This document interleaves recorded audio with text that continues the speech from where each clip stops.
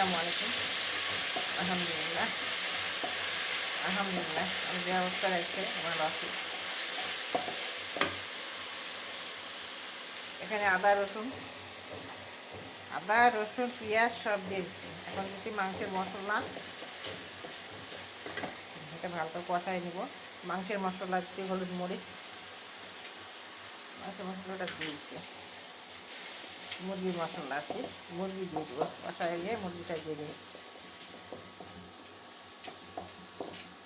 তেলটা সবই দিয়ে দিচ্ছি। এবার তেলটা আর তেল দিয়ে দিই।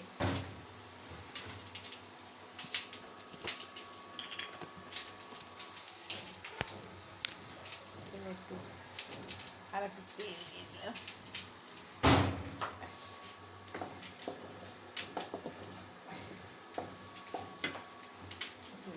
লবণ দিয়েছি, আর লবণ আর মাংসের মুরগির মশলা দিয়েছি এর মধ্যে। এই ডিম পাড়া মুরগিগুলোই ভালো লাগে খেতে, বা দেশি মুরগি এই ব্রয়লার টয়লার তো খাই না, বেশি ভালো লাগে না। ডিম পাড়া মুরগিগুলোই ভালো লাগছে। ডিম পাড়া মুরগি বা দেশি মুরগি এই ভালো। কষাই দিচ্ছি, মাংসের মশলাও দিয়েছি এর সাথে।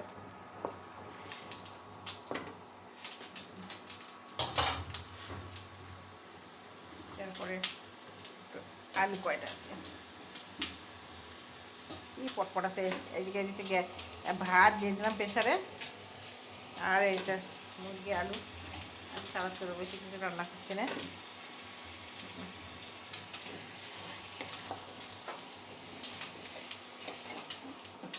গ্যাসের চুলাটা বদলানো লাগবে, আমার বদলানোই হয় না, কালি হয়, করা তো পাচ্ছি না।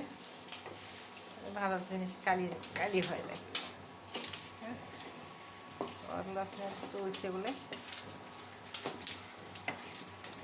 কষাই নিব, নিয়ে ঢাকনা ঢেকে দিব। ঢাকনাটা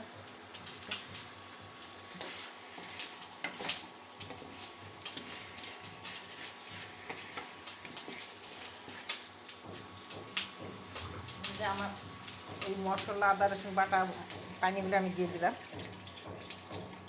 সব দিয়েছি পেঁয়াজ আদা রসুন, একটু ভালো করে সিদ্ধ হবে। তারপরে ফের কষাই নিব, নিয়ে তারপর দিয়ে দেবো। সিদ্ধ হবে ঢেকে দেবো। এখন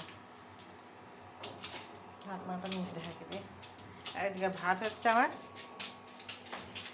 আর এদিকে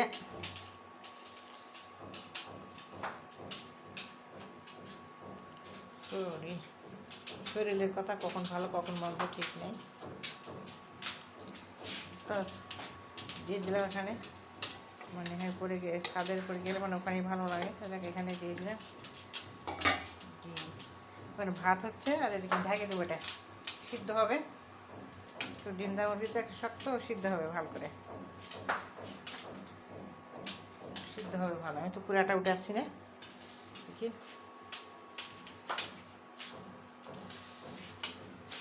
ঢেকে দেবো, সিদ্ধ হবে ভালো করে, একটু সিদ্ধ হবে।